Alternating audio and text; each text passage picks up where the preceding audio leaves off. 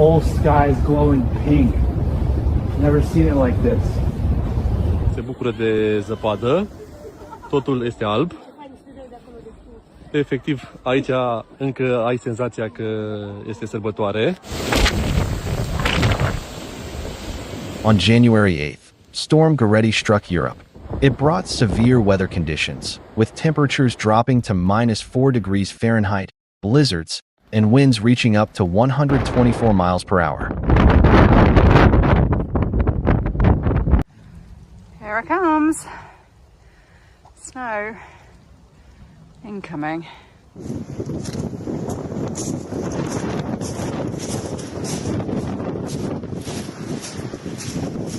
In the United Kingdom, local media described the storm as a weather bomb. On the Isles of Scilly and in Cornwall, the highest, red, level of danger was declared. Wind gusts reached nearly 99 miles per hour. On St. Michael's Mount, the wind knocked down approximately 80% of all trees.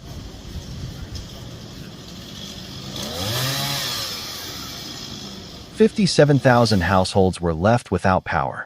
All rail services in Cornwall were suspended, and about 70 flights were canceled at Heathrow Airport. On January 10th, a deceased man was found in the county after a tree, toppled by gale-force winds, fell onto his van.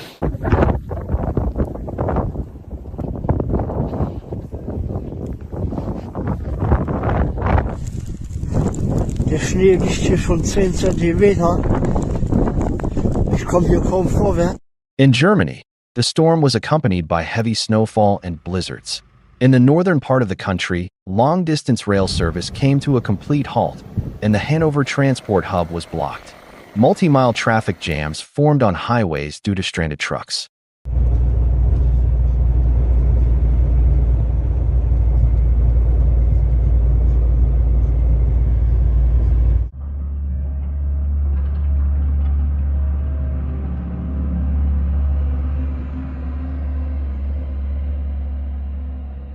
The storm forced the closure of the Volkswagen plant in Emden, where approximately 8,000 people are employed.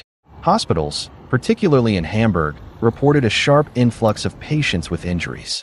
In Bavaria, 3 people were killed in traffic accidents on icy roads.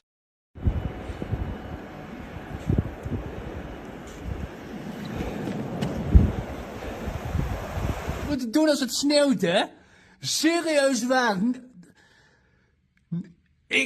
Echt, zo kun je zien dat... In the Netherlands, blizzards and snowdrifts in the north of the country, in the province of Groningen, led to the closure of several key highways, including Route N33 and Route N46. And here we have the crossroads to my street.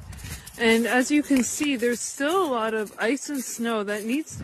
In Belgium, the storm triggered hundreds of emergency calls due to fallen trees. Wind speeds reached up to 62 miles per hour. In the city of Waterloo, a motorcyclist sustained severe injuries after being struck by a falling branch.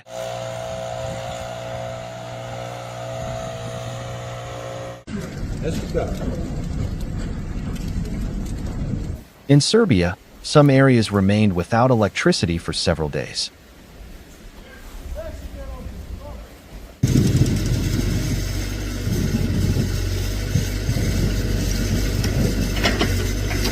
Megfel Egri Tibor bírót, Sajmas Ildikó bírót, Deák Péter bírót, Sarkadi Anikó bírónőt, és az összes többi bírót. In Hungary, temperatures in one mountain valley dropped to approximately -27 degrees Fahrenheit, while disruptions to rail service continued for the 5th consecutive day.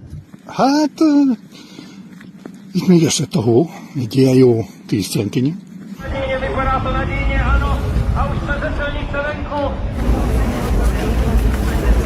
In the Czech Republic, snowfall paralyzed traffic in Prague.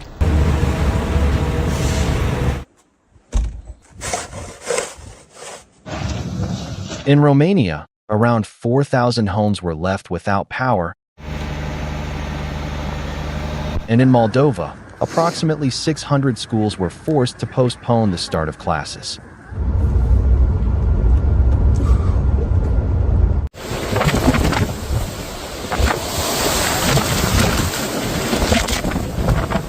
France suffered the most severe impact from the storm.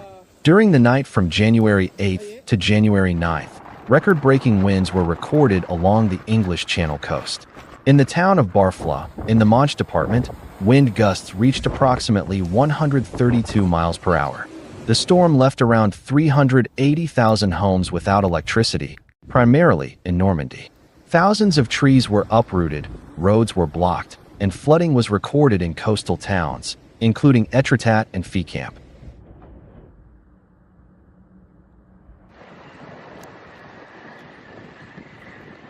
The port of Dieppe was closed due to storm-driven water surges. One person sustained serious injuries. Mass casualties were avoided only because the storm struck in the middle of the night, when most people were sheltering indoors. The year 2025 demonstrated new records of climatic disasters to the world, and unfortunately, the current year, 2026, has fully inherited this trend, further intensifying the abnormality and power of the elements. Dr. Egan Chalakian explained in great detail why this is happening in his video addresses, which can be viewed on his channel. The most important question remains: how can the escalating climate crisis be stopped? The answer to this question is presented in the film Nanoplastics: Threat to Life, a Latra documentary.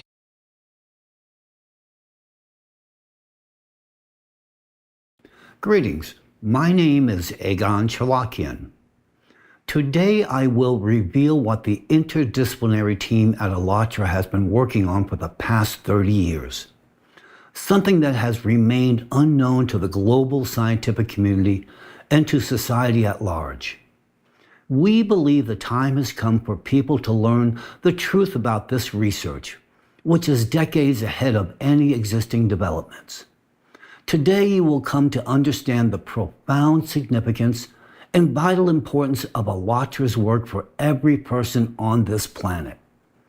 The world must finally see the complete picture of what is happening to our planet's climate, what the true causes are behind the escalating destabilization and climate anomalies, and how all of this is interconnected with atmospheric processes, ecological systems, and global geodynamic changes. What we are talking about are deep causal relationships that still remain outside the field of view for most people, including the scientific community. Today, I will do my very best to explain everything as clearly as possible so that every person, regardless of their background or profession, can understand it. I will present it gradually, step by step, clearly and coherently, so that everyone understands precisely what is happening in the world and what lies ahead if we do not take responsibility into our own hands. In the course of this address, I will explain the physical mechanism by which deep geophysical processes influence the state of the atmosphere and contribute to the increasing frequency of atmospheric anomalies, including such a dangerous phenomenon as turbulence. I will substantiate why traditional methods of forecasting turbulence are becoming less effective. I will also outline the potential consequences for flight safety in the near future. Additionally, I will address one of the most critical yet still underestimated factors, one that is silently destroying the human body from within and eroding the planet's ecosystem, introducing a catastrophic imbalance. Alatra scientists have dedicated 20 years of research to this factor and have uncovered what modern science has yet to recognize. I am speaking about nanoplastic, its properties, some of which you may not even be aware of. This is no longer a matter of scientific curiosity. It is a shared crisis and a shared responsibility. No one is exempt from its consequences. We are all participants in what is happening to our planet. The sooner humanity understands what Alatra has been warning about for 2 decades, the greater our chances of changing the trajectory and preserving life on Earth. Why am I raising this issue with such urgency? Because the current catastrophic trends will inevitably continue unless decisive intervention is made. what awaits humanity in the near future, you will hear from me shortly. Let's start with a well-known atmospheric phenomenon today, turbulence. Today's topic concerns every one of us without exception. However, those who travel by air regularly have likely been the first to notice a troubling trend. Turbulence is no longer a rare occurrence. Official statistics confirm these observations. Flights are indeed becoming increasingly turbulent. But why? Familiar air routes are turning into high-risk zones, and the root cause lies much deeper than is commonly believed. However, let's begin with the consequences, the dangerous trends in aviation that have already become impossible to ignore. In late July 2025, just about 2 weeks ago, the BBC published an article titled, "Why Plane Turbulence is Becoming More Frequent and More Severe." The article highlights exactly what we at Alatra have long been warning the global public about. Unfortunately, many are only now beginning to grasp the reality of what we've been saying. According to the BBC article, airline passengers are increasingly encountering a growing problem: more frequent and more intense turbulence during flights. Forecasts indicate that the frequency and duration of turbulence could double or even triple in the coming decades. The consequences of this trend are being felt by both passengers and airlines. In 2023, 40% of serious injuries on board aircraft were directly related to turbulence. Airlines are incurring substantial financial losses, ranging from $200,000 to $1.9 million per year. They are being forced to alter flight paths, which lead to increased fuel consumption. It is well known in the scientific community that turbulence can arise from a variety of causes. There is a convective turbulence, triggered by clouds and thunderstorms, orographic turbulence, caused by mountainous terrain, and a phenomenon known as clear air turbulence. As the name would suggest, this type of turbulence occurs in seemingly clear skies and is undetected by onboard sensors. According to the BBC article, clear air turbulence is typically caused by sudden shifts in wind speed or direction. However, this explanation fails to account for a critical aspect: why aircraft, when caught in clear air turbulence, can suddenly drop dozens of meters within seconds. A striking example occurred on May 20th, 2024, when a Boeing 777 operated by Singapore Airlines encountered sudden clear air turbulence over Myanmar while en route from London to Singapore. The aircraft lost 178 feet, approximately 54 meters, of altitude in just 4.6 seconds. Passengers who were not wearing seatbelts were violently thrown into the ceiling and aisles. One person even lost their life, marking the first fatality due to turbulence in the past 27 years. Research published in June 2023 reveals that over the North Atlantic, the most severe instances of clear air turbulence occurred 55% more frequently in 2020 than in 1979. And yet, despite the steadily increasing frequency and intensity of turbulence, so-called experts continue to assure us that it is more of a nuisance than a serious safety concern. I quote from the BBC article, "But even if turbulence becomes more frequent and severe, experts say there is no cause for concern."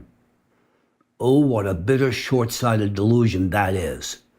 Turbulence, especially clear air turbulence, is a very real cause for concern, and it is precisely the lack of understanding of its underlying mechanisms that leads to such reckless conclusions. As early as April 2023, prior to release of the aforementioned study on the rising trends in clear air turbulence, Alatra, in collaboration with our partner project, Creative Society, held a forum entitled Global Crisis, there is a way out. Therein, we publicly outlined the trends and projections for the intensification of this phenomena. Moreover, we presented the specific mechanism by which dangerous episodes of clear air turbulence occur, incidents that have, in fact, ended in aircraft crashes. Please take a look at this excerpt from the presentation. There will be more turbulent pockets in the atmosphere, especially at altitudes of 26,000 feet and higher, where most planes fly. These air pockets are already breaking through to the ground, and the time will come when there will be so many such pockets that flying and sailing will be impossible. If you take off, it's not certain that you'll land safely, and it will be very risky. It's scary, but we have to talk about it. We are obliged to warn people. Unfortunately, in the consumerist format of society where human life is worth nothing, such anomalies are not properly studied, and moreover, they will be hidden to the public until the last moment so as not to cause panic and not to lose profit. How many airlines do you think will want to make a statement that flying is now dangerous? You know the answer yourself. Let's summarize. Due to a disruption in the Earth's core caused by external cosmic impact, the magnetic field of our planet undergoes catastrophic changes. Anomalous auroras, light pillars, atmospheric overturns, turbulence anomalies, zones of extreme decrease in air and water density are observed. There are also areas of magnetic anomalies where living organisms and people are dying. And if the overall destabilization of the magnetic field is related to the disruption of the core in general, then local migrating zones of magnetic anomalies have an even more detailed explanation. These anomalies are formed by sudden bursts of electromagnetic energy from the planet's interior. And these bursts occur as a result of cavitation explosions of magma in the interior of our planet. Due to the destabilization of the core, such explosions occur more and more frequently, which means that soon we will observe not only intensification of the above-mentioned anomalies, but also a huge amount of lightning striking from the Earth's surface and an increase in the number of ball lightning. All the facts you have heard today about the changes in the electromagnetic field indicate that our core is already extremely unstable, and that means that our planet is currently following the worst scenario of the cycle of climate catastrophes. I want to emphasize that atmospheric heating certainly plays a role in intensifying turbulence and jet streams. However, as you now understand, there is an additional factor contributing to the emergence of clear air turbulence: electromagnetic anomalies linked to processes occurring deep within the Earth. These are processes that continue to escalate exponentially. No matter how much you may wish to hear comforting reassurances, I must speak the truth, however harsh or frightening it may be. Based on our mathematical modeling and forecast of ongoing geodynamic trends, I can identify the time period in which the final flight in human history will take place. And I say this with full responsibility. I'm not referring to a specific date, but rather a quarter within a given year, with an approximate margin of error of 3 months. 2 years ago, we publicly warned of the growing turbulence. We knew what was truly happening, and what we are now witnessing is merely a consequence of these processes. Moreover, the situation will only continue to worsen with each passing year. If humanity fails to take decisive action, the time will come within the foreseeable future when neither airplanes nor helicopters will be able to lift off the ground. Global air travel as we know it today will cease to exist. However, there is an alternative. In order to sustain air transportation, humanity will need to return to airship technology. This method of flight will remain viable far longer under changing atmospheric conditions. If you recall our earlier forecast and warnings, you will begin to grasp the true nature of the processes now unfolding. To help you better understand what is currently happening on the planet, let me briefly remind you of the essence of these processes. Earth's atmosphere is an extraordinarily complex dynamic system in which energy is constantly accumulated, transformed, and released through a variety of physical mechanisms. The surge in extreme weather events observed over recent decades points to fundamental shifts in the atmosphere's energy balance. It is now accumulating energy rather than releasing it. The energetic processes within the atmosphere form an intricate web of interconnected physical, geological, and electromagnetic phenomena. At this moment during the 12,000-year disaster cycle, we are witnessing exponential accumulation of various forms of energy in Earth's atmosphere through numerous mechanisms. The trigger for this chain of events is the arrival of an external cosmic influence at the Earth's inner core, which initiates a cascade of energetic processes across all layers of the planet. The core itself, heated by this external cosmic influence, releases colossal volumes of thermal energy. This energy melts the mantle, which in turn transfers heat to the Earth's crust.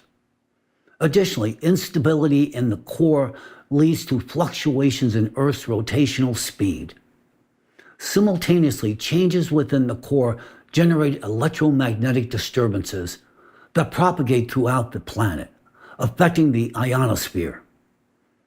These disturbances in the magnetic field create additional kinetic energy in the form of altered atmospheric circulation. Put simply, when fluctuations begin in the Earth's magnetic field, they affect the motion and behavior of particles in the upper atmosphere. These changes cascade downward to the weather-bearing layers, where they can intensify winds, influence cyclone formation, and even disrupt established climate patterns. However, atmospheric effects are merely the tip of the iceberg. Disturbances in the magnetic field reflect far deeper processes taking place within the planet. The rising energy in the outer core directly affects mantle geodynamics, causing it to melt more intensely. The melting of mantle material leads to deep focus earthquakes. We have spoken about this phenomenon many times before, but let me remind you once again. Deep focus earthquakes occur at depths ranging from 300 to 750 kilometers beneath Earth's surface. At such depths, earthquakes should not be occurring because the material of the inner mantle exists under extreme pressure and high temperatures. Under these conditions, mantle material is expected to deform plastically rather than fracture, and therefore should not generate seismic events. Nevertheless, such earthquakes are regularly recorded, and until recently, their underlying mechanism remained unclear to scientists. According to the hypothesis proposed by Alatra scientists, deep focus earthquakes are powerful intramantle explosions, comparable in strength to the simultaneous detonation of multiple atomic bombs within Earth's mantle. Moreover, deep focus earthquakes often serve as triggers for strong crustal earthquakes, amplifying their destructive impact. The fact that the frequency of deep focus earthquakes is increasing exponentially indicates that energy is accumulating deep within the Earth and that mantle melting is intensifying. The danger of such processes lies not only in the earthquakes themselves, but in the vast amounts of energy released in the process. These intramantle explosions convert mechanical energy into thermal and electrical energy, generating powerful electromagnetic pulses. These pulses propagate through the Earth's layers and reach all the way to the atmosphere, causing disturbances in the magnetic field and redistributing electrical charges. As the mantle heats up and fluctuation in Earth's rotational speed occur, molten magma begins to rise toward the crust. Like an overheated liquid, it expands and seeks an outlet through fractures in the crust. On the surface, this manifests as earthquakes and volcanic eruptions, which in turn discharge energy directly into the atmosphere. Megathrust earthquakes, such as the Kamchatka event with a magnitude of 8.8, release enormous amounts of energy that have accumulated in the lithosphere over decades or even centuries of geological stress.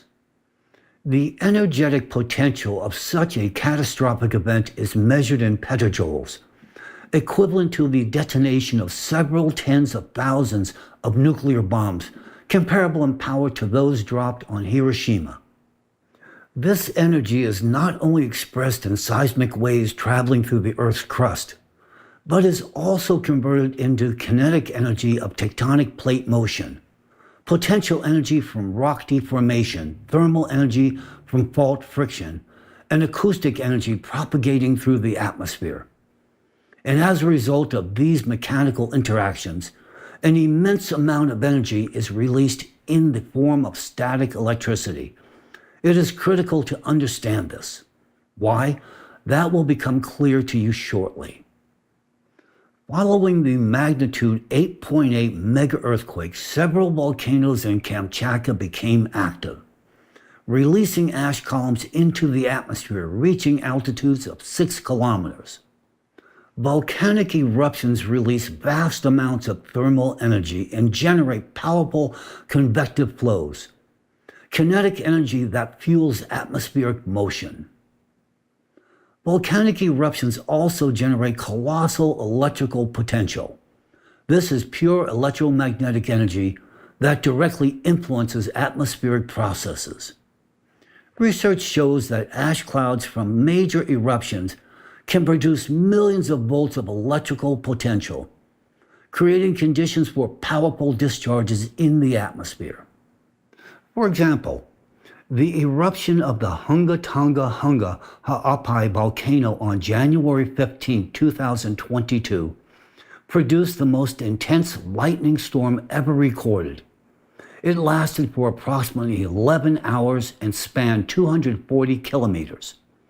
Researchers found that at its peak, the storm produced a record 2,600 lightning strikes per minute, with a total of around 192,000 strikes observed.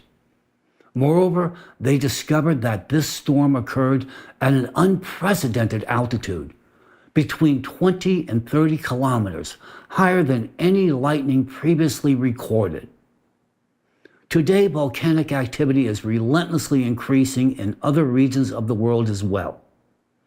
This trend is confirmed by a chart showing the cumulative number of eruption days for nearly 300 volcanoes across the planet.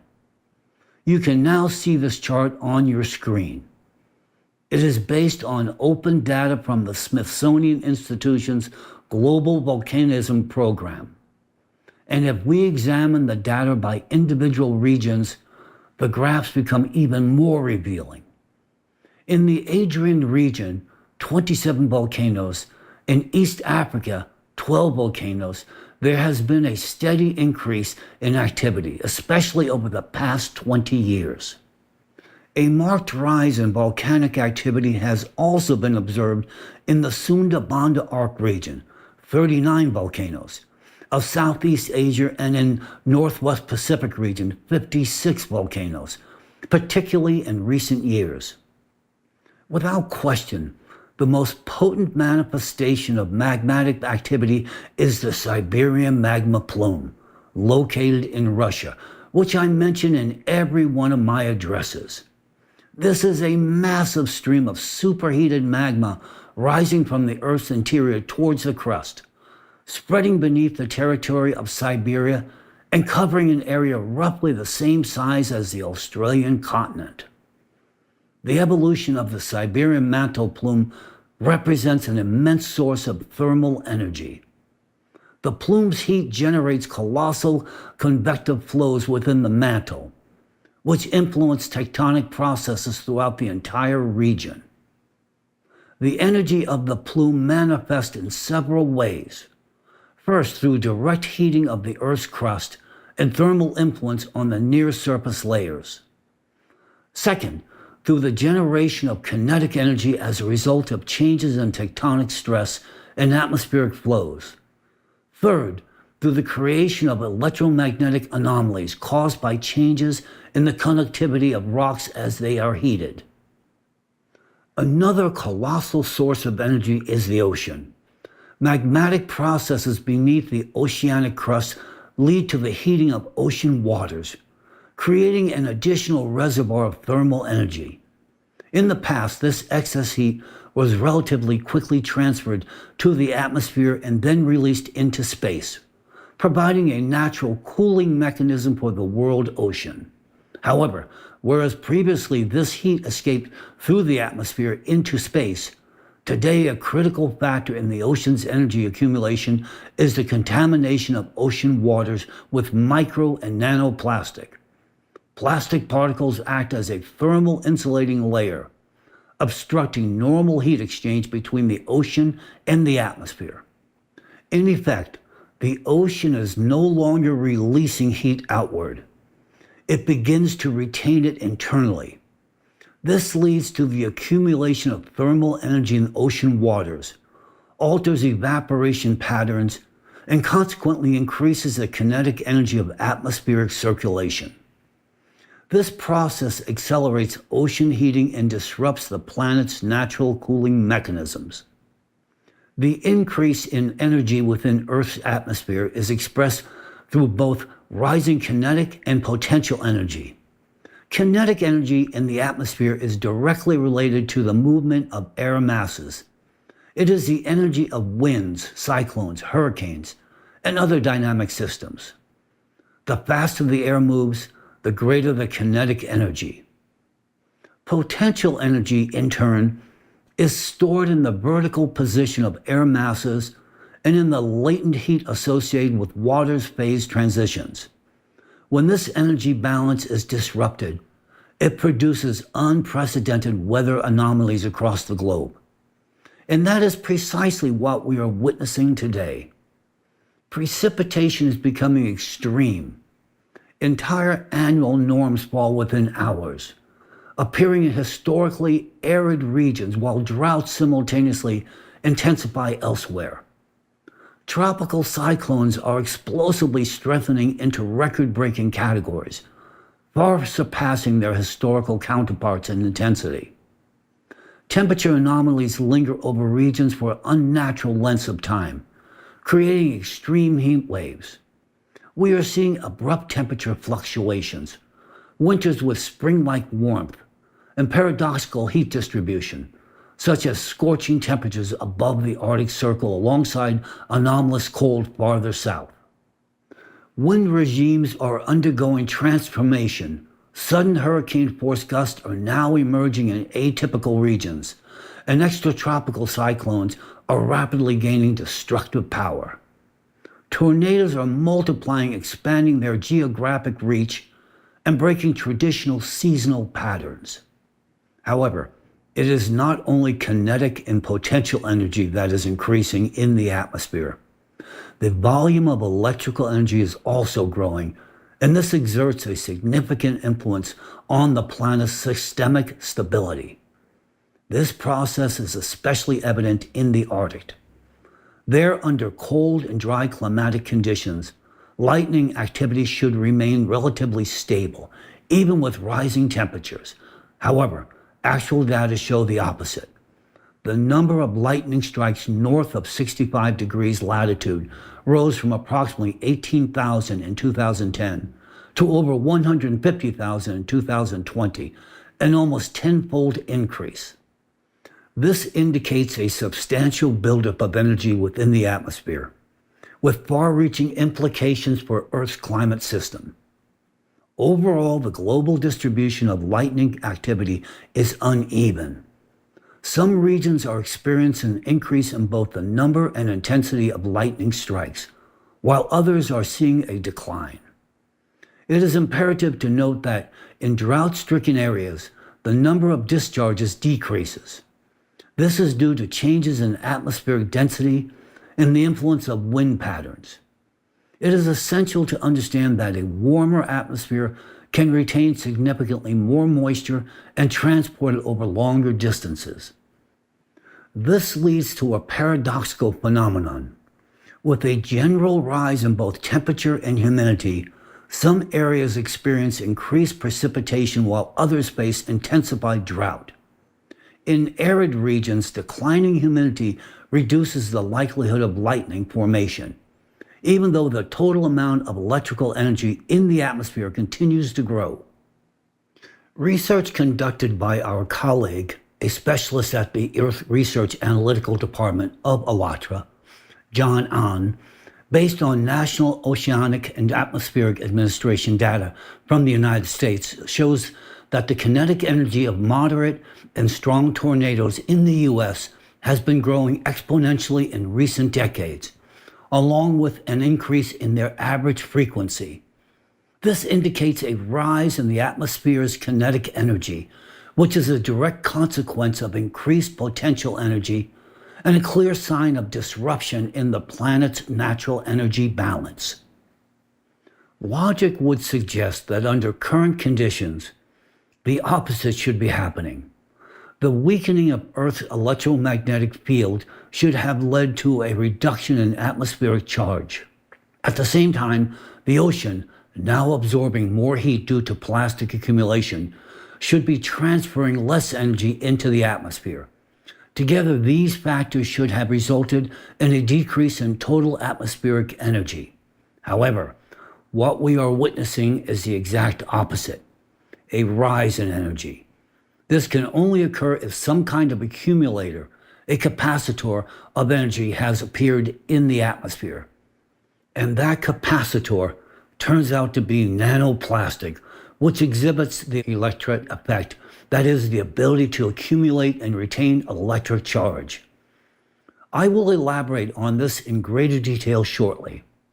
The process by which thermal energy once flowed from the Earth's interior into the ocean, then into the atmosphere, and finally into space, used to function with clockwork precision. But now that process is disrupted. Even though the atmosphere has become less dense due to electromagnetic field weakening, which in theory should facilitate faster cooling, its temperature continues to rise. Energy that should have been radiated into space is now trapped within the atmosphere. The buildup of charge in the atmosphere affects Earth's electromagnetic field, which in turn influences the planet's core. The elevated core temperature heats the magma, erodes the mantle, and generates magmatic countercurrents. This accelerates geophysical processes. The cycle closes in on itself. Each process amplifies the next. Thus, nanoplastic has become the factor disrupting the planet's protective mechanisms. Mechanisms that had functioned for millions of years. It accumulates vast amounts of energy in the atmosphere, obstructs its natural release into space, and causes that energy to circulate within Earth's system, intensifying all adverse processes. The observed trends indicate that the process of energy accumulation in the atmosphere is continuing to accelerate, with anomalies becoming more pronounced each year. Traditional meteorological forecasting models are no longer functioning under these new conditions. The exponential curve of cataclysms is steepening. Each passing year brings increasingly extreme events. Of particular concern are lightning discharges, whose activity is projected to surge dramatically in the near future. Their characteristics will become increasingly dangerous due to the growing overall energy potential of the atmosphere. Even now, the energy accumulation within the core mantle atmosphere system has reached critical levels.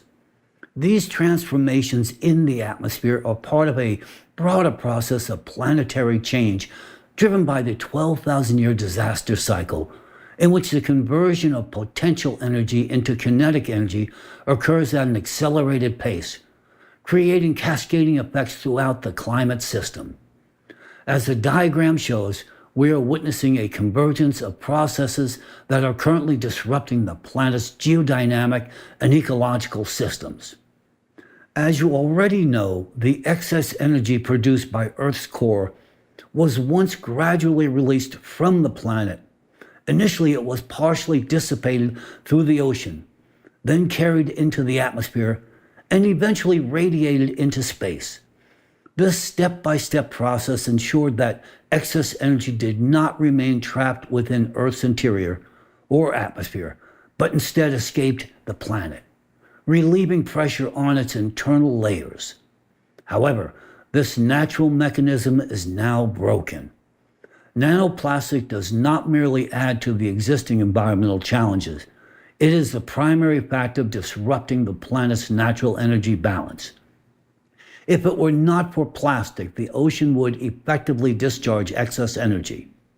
That energy would not be lingering in the atmosphere, and we would not be facing the threat of a Siberian plume eruption, the activation of supervolcanoes, or other grave consequences that now await us. You are already aware of how plastic in the ocean hinders the release of excess energy. But the situation in the atmosphere is even more alarming. The accumulation of microplastics and nanoplastics in both the ocean and the atmosphere is causing more and more energy to remain trapped within the Earth's system, becoming the driving force behind the increasing frequency and intensity of natural disasters. It is important to understand that nanoplastic poses a danger to us, not only as a climate disrupting factor, but first and foremost as a threat to life itself within the biosphere, including the species Homo sapiens. This is a catastrophe of humanity's own making. Without nanoplastic, we would have passed through the current climate cycle just as we had in previous ones, experiencing a degree of natural activation, but without facing the threat of a Siberian plume eruption or other severe catastrophes capable of bringing our own existence to an absolute end. Today, the amount of micro and nanoplastic in the atmosphere has reached astronomical levels. These are no longer isolated particles. They now constitute a new permanent component of our atmosphere. Let me remind you that up to 25 million metric tons of plastic particles are transported each year over thousands of kilometers by sea air, ocean spray, snow, and fog, crossing countries, continents, and oceans. And this figure accounts only for the portion of plastic movement that current instruments can roughly detect. When it comes to nanoparticles, scientists still have very little accurate data on their atmospheric concentration simply because modern instruments are not yet capable of detecting and distinguishing them reliably. According to preliminary estimates, the concentration of nanoplastic may be several orders of magnitude higher than that of microplastic, but reported values still range from thousands to millions of particles per cubic meter of air. We are quite literally stewing in a soup of plastic dust. Once exposed to ultraviolet radiation, these particles pose a dual threat. Their surfaces become rougher, allowing them to accumulate heavy metals such as lead and mercury. But the core danger of this plastic lies not in its chemical toxicity, but in its physics. Each of these trillions of particles functions as an electret. What is an electret? Imagine a permanent magnet, but for static electricity. It is a substance that once charged holds that charge for weeks. Scientific studies confirm that nanoparticles of polystyrene, PET, and other plastics carry a persistent electrical charge. They become charged from virtually anything: friction in air currents, cosmic rays, lightning discharges. These are trillions of microscopic energy magnets floating in the air. Now let us return to the fundamentals. Earth's atmosphere is a complex electrical system. Benjamin Franklin was the first to recognize that water plays a key role in the system, And Michael Faraday later discovered that electricity rises from the friction of water droplets. Now imagine introducing trillions of microscopic electrical magnets into this finely tuned system, free floating in the air, clustering together to amplify their charge and carried by moving air masses. The number of these invisible plastic nanoparticles above our heads is already comparable to the number of stars we see in the night sky. And that is no exaggeration. To help you grasp this, let me offer a simple analogy. Take a single microplastic particle 5 millimeters in diameter and break it down into nanoplastic particles, 1 micrometer in size. You will get 125 billion nanoplastic particles from just one microplastic fragment. That's roughly equal to the number of known galaxies in the universe. And the surface area of these particles would be 5,000 times greater than that of the original 5 millimeter particle. Why? Because when you divide one large sphere into countless smaller ones, the total volume remains unchanged, but the total surface area increases dramatically. And every one of those 125 billion nanoplastic particles carries an electric charge on its surface, injecting chaos into the functioning of our atmosphere. Because of the colossal quantity of charged nanoplastic, our atmosphere has effectively transformed into a giant capacitor. Picture this. The Earth's surface forms one layer of the capacitor, and the ionosphere forms the other. In the past, there was an energy balance between them, but now we have filled the space in between with trillions of charged particles, actively accumulating electric charge.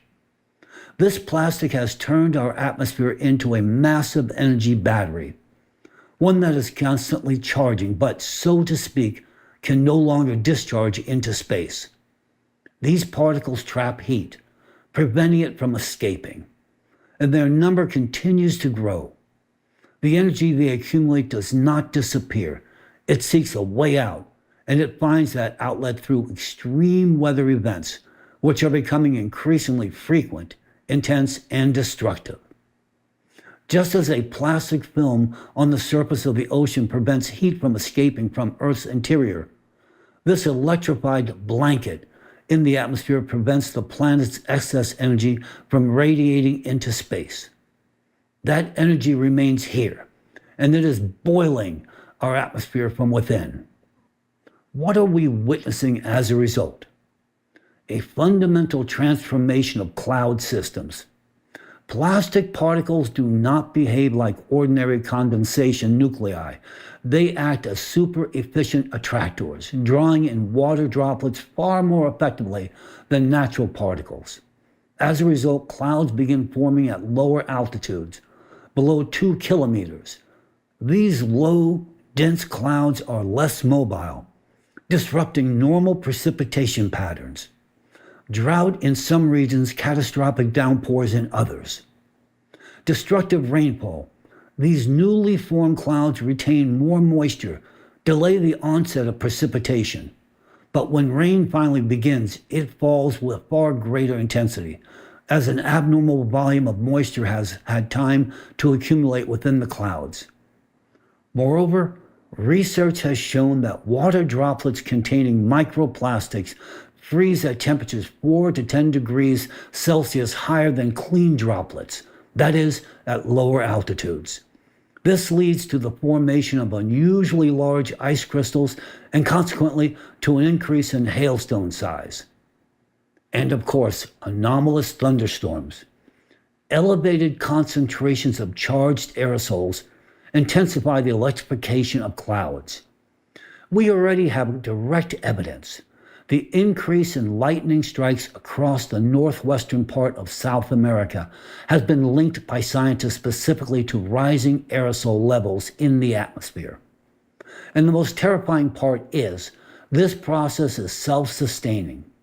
It's a perfect storm that has created a closed loop. Ocean warming accelerates the water evaporation.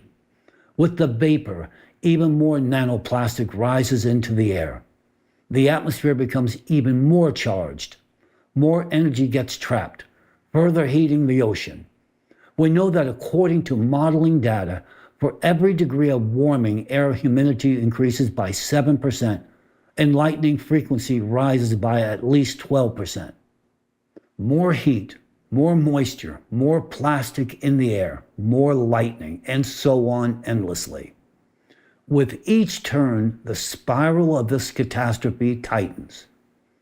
This means that the more micro and nanoplastic in the system, the lower humanity's chances of survival. And this is not all. Charged micro and nanoplastic in the atmosphere is now affecting aviation. Due to changes in cloud formation and abnormal atmospheric phenomena, flight safety is increasingly at risk, especially in turbulent and cold layers of the atmosphere. Not to mention that airborne particles, when interacting with aircraft surfaces, accumulate charge and can cause interference with communication and navigation systems. Overall, the influence of nanoplastic on flight safety remains underestimated, and this issue urgently demands thorough investigation, while we still have time to find solutions. What is especially striking today is the admission by scientists themselves, those studying micro and nanoplastic. Scientists are saying they are afraid because humanity is flying blind, unaware of the full scale of the danger posed by plastic and unable to fully grasp its devastating impact on the biosphere as a whole, and on us in particular. Today, the scientific community is increasingly sounding the alarm over the disturbing rise in sudden deaths, among which micro and nanoplastic are being cited with growing instance as a potential contributing factor. And we warned the public about this many years ago. We stated that cases of sudden mortality would become more frequent and emphasized the urgent need to investigate new health risk factors. Science is only just beginning to grasp the true scale of the threat posed by micro and nanoplastic. For example, recent findings have revealed that the average adult inhales 100 times more plastic particles than previously estimated. However, even these figures pale in comparison to the conclusions presented in a recent report by The Lancet. The global plastic crisis is already costing the world $1.5 trillion annually in deaths and injuries. Micro and nanoplastic are now being found everywhere in the lungs, blood, brain, and placenta, and the true extent of the harm they inflict remains vastly underestimated. Modern science is only beginning to approach these questions, while ALLATRA warned about them long before the current scientific discoveries. Today, the scientific community is merely confirming what we stated 20 years ago. Even then, our research and analysis pointed to the potential risk associated with plastic nanoparticles, and most importantly, to their surface charge. The connection between the microcosm and global energy shifts reveals the systemic nature of this crisis. What we are facing is not a series of isolated environmental disasters, but a disruption of the fundamental balance of the entire Earth system. This closed loop of energy accumulation in the atmosphere and throughout the planet's entire system must be broken. Today, only the ALLATRA scientific team offers a concrete proposal for a solution, while others merely describe the problem. Whether our concept is viable and effective remains an open question. I'm not claiming we offer a panacea, and none of us expects someone else to take on the responsibilities for its implementation. Nearly 3 decades ago, when we were all much younger, we were driven by the naive belief that it would be enough to identify the root cause of the problem, point it out, and the world would unite to solve it together. But reality proved to be quite different. We encountered a deeply fragmented world where everyone is consumed by their own concerns, even as we face one common global task that demands collective effort. That task is to relieve the pressure within Earth's magmatic system through the planned degassing of the Siberian plume. This is the one measure that could reduce the strain on all volcanic systems across the globe and ease the pressure of magma against the lithospheric plates. I've come across the claim that we supposedly speak of degassing the Siberian plume as a way to flood Russia with lava and destroy it. But I must say, regrettably, if no one listens to us, the Siberian magma plume will leave nothing behind, not only of Russia's territory, but of human civilization as a whole. As long as people continue to measure everything by self-interest and the size of their wallets, we remain in tremendous danger. Especially now, as it turns out that to the volcanic chaos we must add yet another catastrophic threat, one that functions like a time bomb humanity has placed under itself, namely the electric charge retained on micro and nanoplastic particles. This charge is the key danger. At the global level, not a single effective solution has yet been found. Still, this problem remains entirely unaddressed, even as the amount of micro and nanoplastic in the biosphere continues to grow. And as of now, only the AWATRA scientific team has proposed a working concept. And its core is the search for a method to strip plastic of its ability to retain static charge. In other words, to eliminate the electric effect, which allows plastic particles to accumulate and hold electrical charge on their surfaces. If successful, plastic particles would lose their hazardous properties and become nothing more than inert dust. What is critically important here is this: we are not talking about producing new, safe plastics that won't accumulate charge.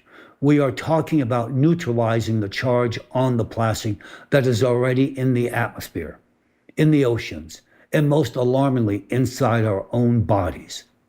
To put it plainly, the amount of nano and microplastic already present in the biosphere is sufficient not only to trigger widespread biological system failure, but to wipe life from the face of the planet several times over. That is why simply halting the production of new plastic, as some urgently demand, will do nothing to eliminate the threat of plastic-driven extinction. There is only one path forward: understanding how to neutralize or shield the charge already stored in plastic. Everything else is self-deception and inevitable extinction. And now, at a moment when the world urgently needs to consolidate its scientific potential to address this fundamental global challenge and neutralize the threat, certain individuals who present themselves as scientists categorically deny that micro and nanoplastic pose any real danger.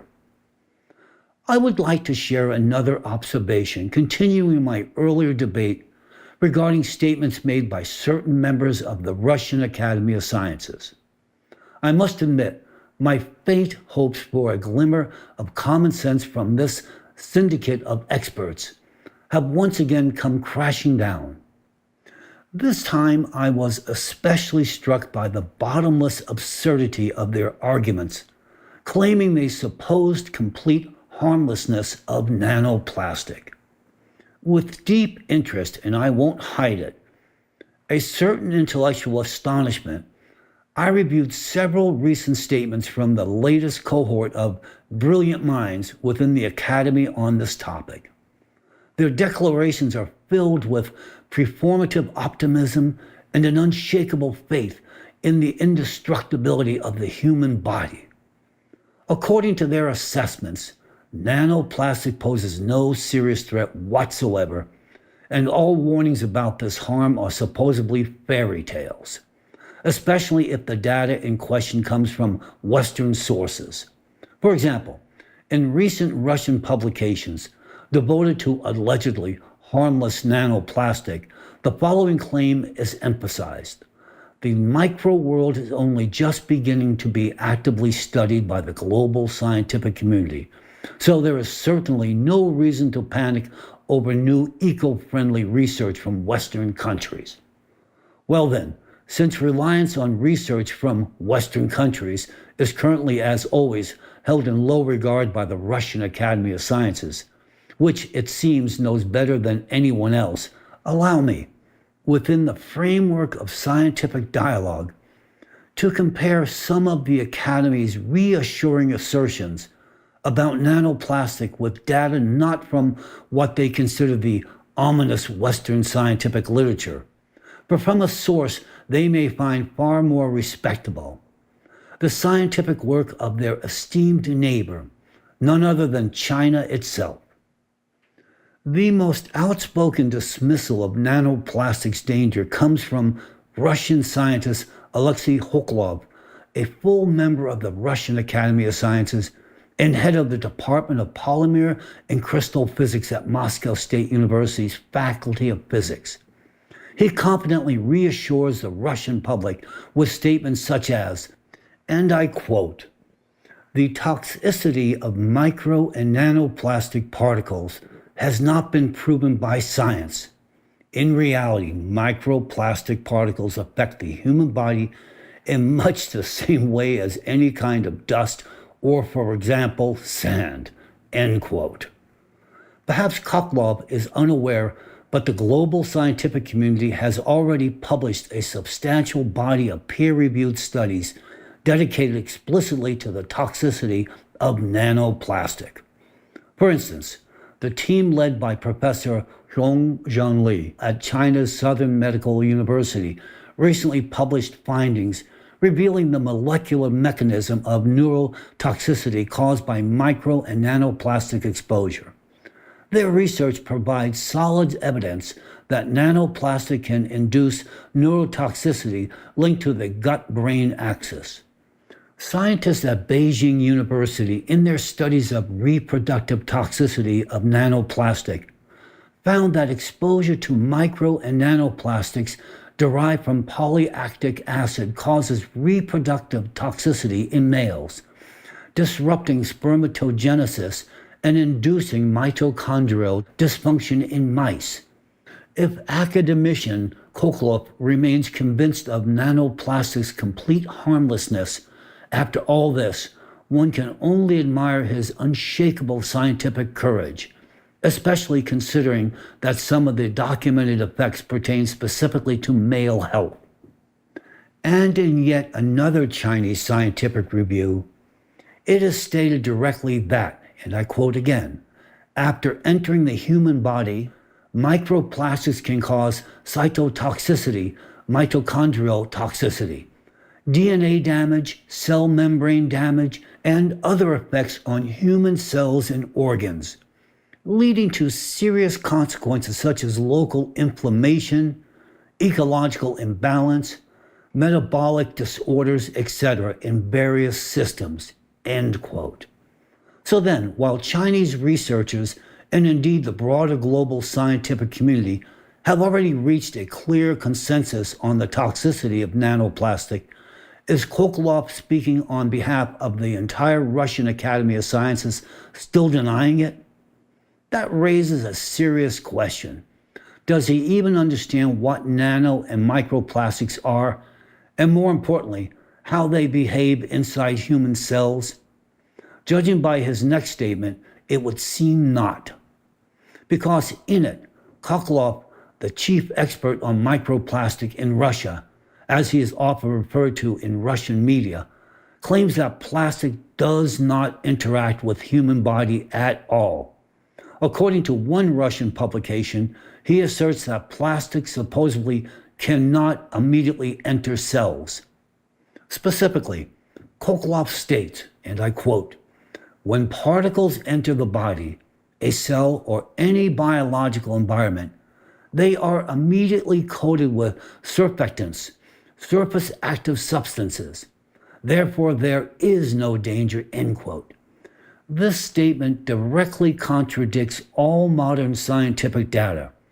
Kirchhoff refers to surfactants, that is the protein corona, but completely misrepresents its actual function. It does not protect the body. On the contrary, it enables nanoplastic to infiltrate cells. And that is precisely the most critical point, because it is once the nanoplastic enters the cell that it begins its most devastating work, destroying the human body from within. Dozens of studies, including the most recent work by Chinese scientists, make this perfectly clear. The protein corona acts as a molecular disguise. It renders plastic particles invisible to cellular defenses, allowing them to penetrate the cell. But the true danger emerges after that. When the particle comes into contact with the cell membrane, this outer coating disintegrates, exposing the particle itself. Its positive surface charge then triggers what medicine calls cellular apoptosis, a programmed death of the cell from within. The irony is that science has long since proven that protein corona is not a protective layer, but a Trojan horse that allows nanoplastic to infiltrate the human body and disrupt its function at the cellular level. It is especially alarming to hear such statements from someone who presents himself as an expert. I'm beginning to suspect that Professor Kokoloff operates within some alternative physico-chemical paradigm, known only to himself, one that radically diverges from the established scientific understanding of the world.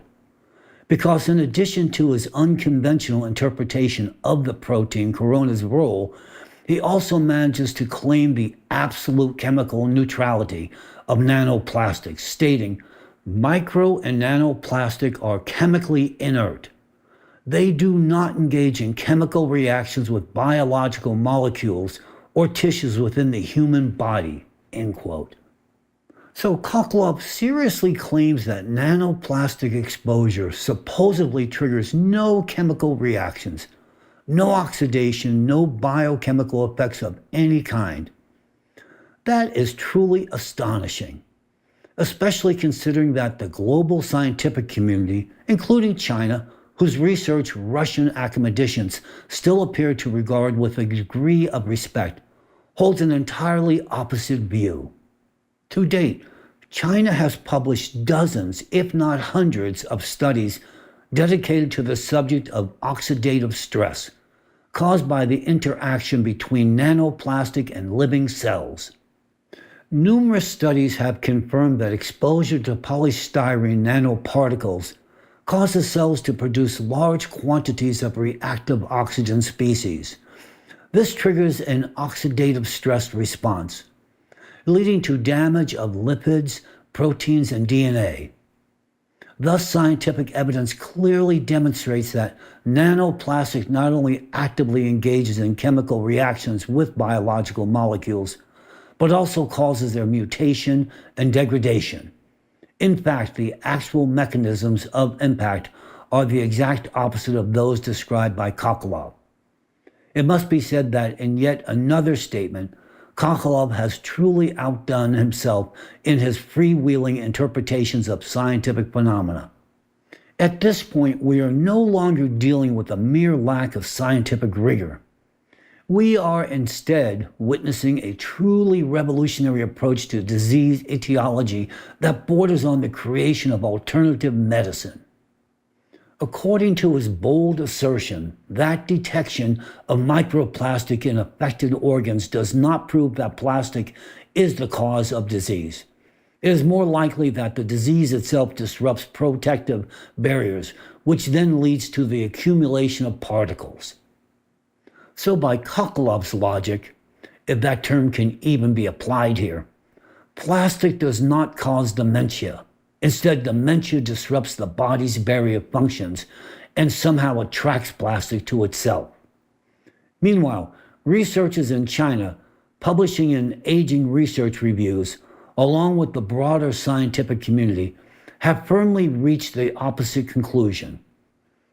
Patients with detectable micro and nanoplastics in carotid artery plaques exhibit significantly higher cumulative risk of myocardial infarction, stroke, or mortality, identifying plastic particles as fundamental drivers of cardiovascular disease progression.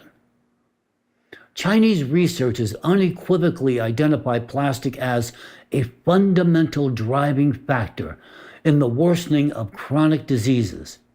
While the rest of the rational scientific world agrees with this concern, Russian official experts continue to stubbornly deny the threat of nanoplastic. Why? To discredit the very dangers that ALLATRA has consistently brought to light. But if they are suppressing real scientific research, what are they offering in return? The expert opinions of Koklov and Vinogradov, and Koklov is being presented as one of Russia's leading specialists on microplastic. Seriously, is this now the standard of Russia's top scientists? The situation becomes truly dangerous when someone with academic credentials, but without actual expertise in the subject, begins shaping public opinion. His statements, backed by official titles, mislead people into a deadly false sense of security, convincing them that what is killing you is completely harmless. It's like telling people in a burning building, the flames are perfectly safe, go ahead and sleep. Even more outrageous are remarks from so-called scientists like Vinogradov, who suggest, don't worry about the climate, focus on raising your children instead. Such comments sound more like delusion than any credible scientific stance. Of course, there are real scientists in Russia, those who speak out openly against this pseudoscience. However, the system deliberately gives the microphone only to compliant experts, while ignoring the voices of genuine specialists. Unfortunately, what we're witnessing in the transformation of science in Russia into a tool of propaganda, where truth is suppressed to serve political interest. And in this regard, I'm going to say something that many may not expect from me.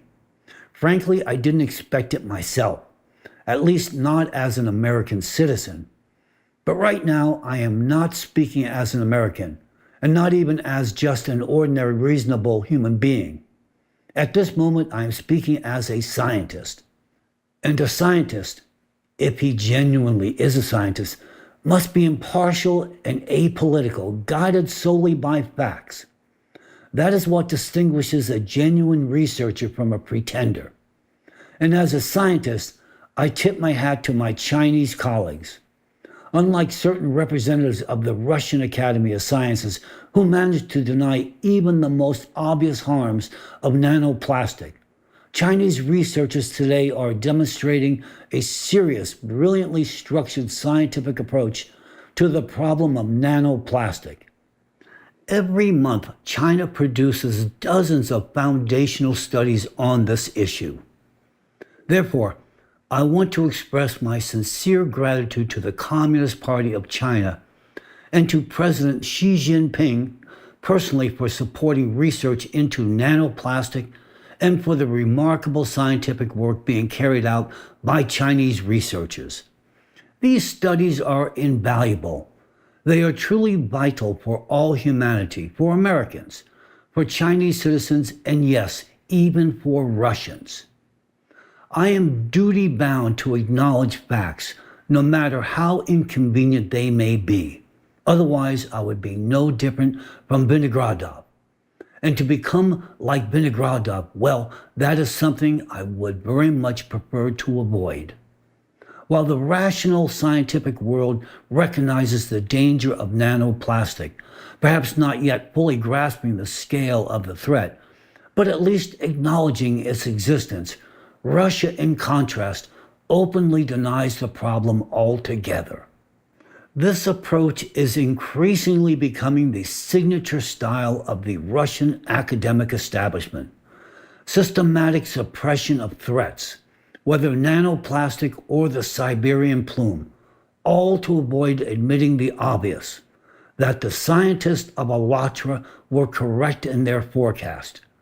Everything is done to ensure the Russian public never learns the truth or begins asking uncomfortable questions. The reason is simple.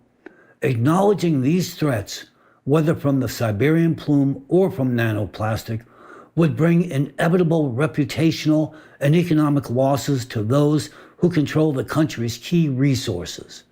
Admitting the scale of the threat posed by the Siberian plume would shatter the carefully constructed illusion of stability presented to the outside world, an illusion upon which Russia's image is as a reliable partner and target for international investment depends. After all, who would invest in a region perched on the edge of a potential geological catastrophe? Furthermore, Russian institutions genuinely fear that once the truth becomes known to the broader public, mass migration will begin from high-risk regions. This would deal a severe blow to the domestic economy and, by extension, to the personal wealth of the ruling elite. To prevent these losses and maintain control, the authorities have chosen a strategy of repression, operating under the principle silence the inconvenient truth and destroy those who speak it. To achieve this, those seeking to preserve their capital employ convenient mercenaries such as Alexander Dvorkin. He is a Russian cult expert and so-called extremism specialist, operating through his totalitarian organization, Raciers, the Russian Association of Centers for Religious and Sex Studies. Dvorkin and his structure are notorious for carrying out this kind of dirty work in the past, discrediting innocent people and organizations for a fee. Today, Raciers, which now wields transnational influence, is actively coordinating the spread of disinformation about Alatra and its volunteers. In essence, the propaganda machine of lies manufactured and unleashed by Dvorkin is no longer confined to the Russian public. It has crossed borders, infiltrating even some democratic nations. Their goal is simple, not merely to destroy the reputation of Alatra and its participants, but to force society to reject even the scientific facts about environmental and geodynamic risk that the movement has publicly raised. Ladies and gentlemen, what we are witnessing is a full-scale systemic cognitive war, one designed to make you doubt the very threats we are warning you about. As a result, large-scale repressions have been launched in Russia against law-abiding participants of Alatra. Today, many of them are being brutally persecuted. Some are under investigation, while others have already been thrown into prison. What is especially cynical is that the influence of Raciers, despite being a Russian organization, has now spread into Ukraine, where at the initiative of Dvorkin's agents, criminal cases have been opened against participants of the movement, built on deliberately falsified expert assessments. Just think about it. Upstanding citizens who have devoted themselves to science, public education, and socially meaningful initiatives in the name of human life are now facing violations of their fundamental rights, intimidation, and attempts at total isolation. And all of this simply because a handful of individuals are trying to protect their wealth and power by suppressing truth that could save the lives of billions. All of us on this planet could perish in an instant because of the cowardice and greed of people who have neither honor nor conscience. These are the very individuals who are deliberately hiding from society an immense body of scientific knowledge and solutions, knowledge that Alatra represents. 20 years ago, the interdisciplinary team of scientists at Alatra conducted foundational research into the properties of nanoplastic, research that remains unprecedented in its scale. Even then, key characteristics were identified.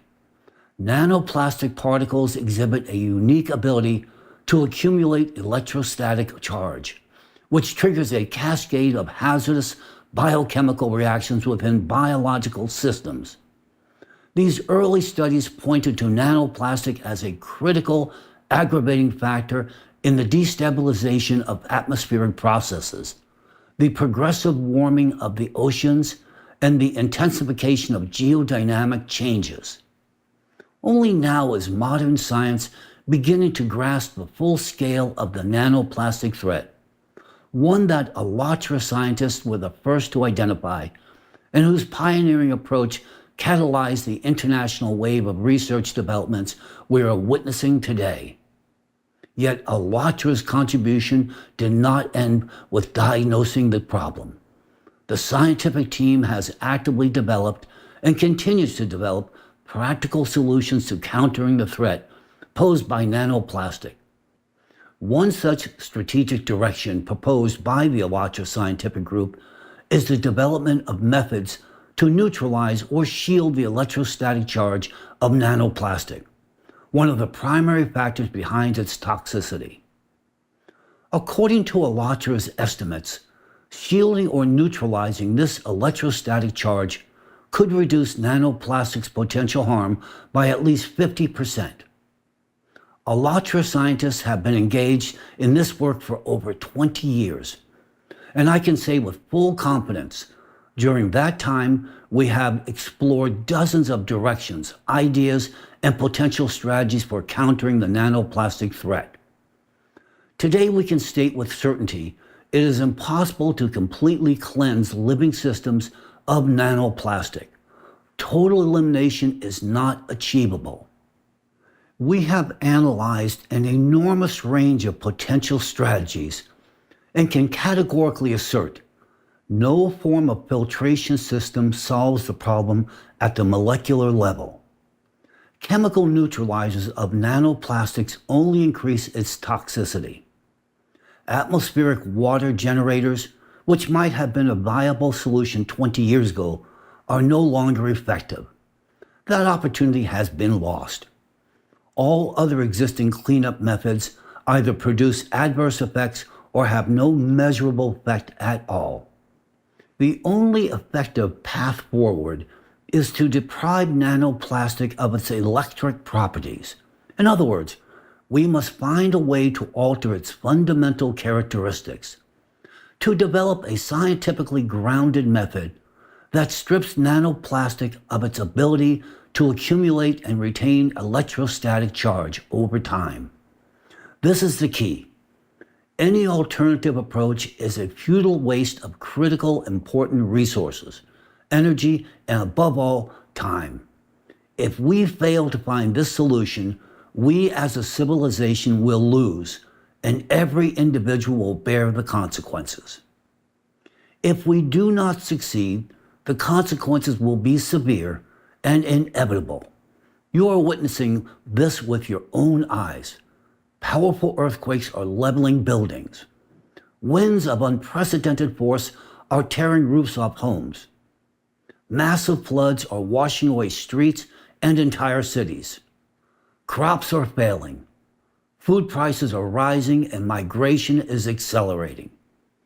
Many of you have already experienced firsthand what it's like to be at the epicenter of the very climate disasters we warned about a decade ago. You now see and feel everything we tried to warn you about. And now you understand and have seen with your own eyes, Alatra was right in its forecast.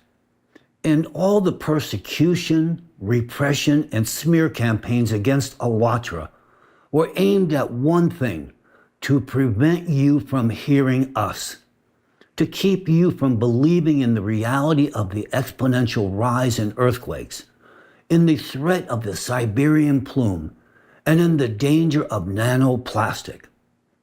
If in the past you had only heard about these dangers, today you are becoming witnesses to their devastating consequences and the fulfillment of our forecast. In the face of these existential threats, I hope you now understand what Alatra has truly been doing and continues to do, why its work is invaluable, what scale of problems Alatra scientists are tackling, having begun 30 years ago to study what science is only now beginning to confront. It is thanks to those decades of research that we already understand how to stabilize the climate. However, there is one absolute condition. Without solving the problem of nanoplastic, no other measures will be sufficient. All climate and geodynamic processes today have merged into a single self-reinforcing mechanism, one that cannot be halted by outdated methods. It is moving in only one direction, and that direction is against humanity. That is why this crisis demands urgent, systemic, and decisive action. However, if you believe that simply identifying the problem will cause the global scientific community to immediately begin solving it, you are mistaken. The experience of Allatra's research makes this abundantly clear. You can see how difficult it is to break through the wall of silence, resistance, and even deliberate discrediting, simply for stepping beyond the conventional paradigms, even when acting solely in the interest of humanity and our collective future. This is precisely why, now more than ever, mass public participation and widespread information outreach are essential. There must be a strong public demand for the allocation of grants and funding for nanoplastic research across the globe, with one overriding priority: to find a way to neutralize its electrostatic charge. Only if every person takes an active role in raising awareness and generating public demand, understanding the urgency and importance of the issue, will a real solution become possible.